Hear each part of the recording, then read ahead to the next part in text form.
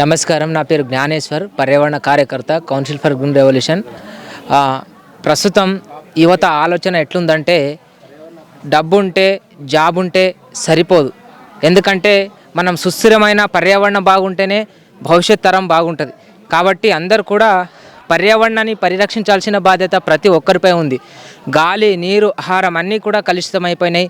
తర్వాత మన భావాలు కూడా కలుషితమైపోయినాయి. కాబట్టి ప్రతి ఒక్కరూ పర్యావరణ పరిరక్షణ కోసం మేల్కోవాల్సిన అవసరం ఉంది. యువత మేల్కోకపోతే దేశం మరియు ప్రపంచమే ప్రమాదంలో పడే అవకాశం ఉంది. కాబట్టి పర్యావరణ పట్ల యువత బాధ్యతతో మన జీవన విధానంలో మార్పు రావాలి. యువత అంటే తన లైఫ్ స్టైల్లో చేంజ్ కావాలి. తినే ఆహారంలో కానీ, వేసుకునే బట్టలలో కానీ, వారి జీవన విధానంలో ప్రతిరోజు నిత్యం ఆచరణలో మార్పు వస్తే తప్పకుండా పర్యావరణ పరిరక్షణ బాగుంటుంది. ప్రతి ఒక్క యువత కూడా పర్యావరణం పట్ల మేల్కొని ప్రకృతిని, మన సంస్కృతిని కాపాడాల్సిన బాధ్యత ఉంది.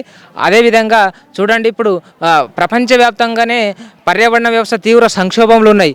కాబట్టి మేల్కోవాల్సిన బాధ్యత ఉంది. ఇప్పుడు చివరి హెచ్చరిక అంటే రెడ్ అలర్ట్ జారీ చేశారు. క్లైమేట్ ఎమర్జెన్సీలో ఉన్నాం.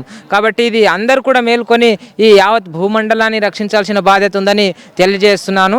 అదేవిధంగా ప్రతి ఒక్క యువత మనం అందరికీ మేల్కొల్పే విధంగా ఒక శాంతియుతంగా మహాత్మా గాంధీ గారు ఒక మాట చెప్పారు. Earth provide enough to satisfy every man needs but not every man greed. అంటే ఇప్పుడు ప్రస్తుతం అంతా వనరులన్నీ గ్రీడ్గా అత్యాశ గురి అయిపోయి పర్యావరణ వ్యవస్థ సంక్షోభంలో ఉంది. కాబట్టి ఒక ప్రకృతిలో ఉన్నటువంటి ఒక జీవులు ఏ విధంగా జీవిస్తాయో ప్రకృతితో మమేకంగా జీవించి పర్యావరణాన్ని రక్షించాల్సిన బాధ్యత ఉంది. ఒక నేచర్తో కనెక్ట్ కావాల్సిన బాధ్యత ఉందని తెలియజేస్తూ పర్యావరణాన్ని కాపాడదాం, భవిష్యత్ తరాలకు మంచి వాయువును, గాలిని అందిద్దాం.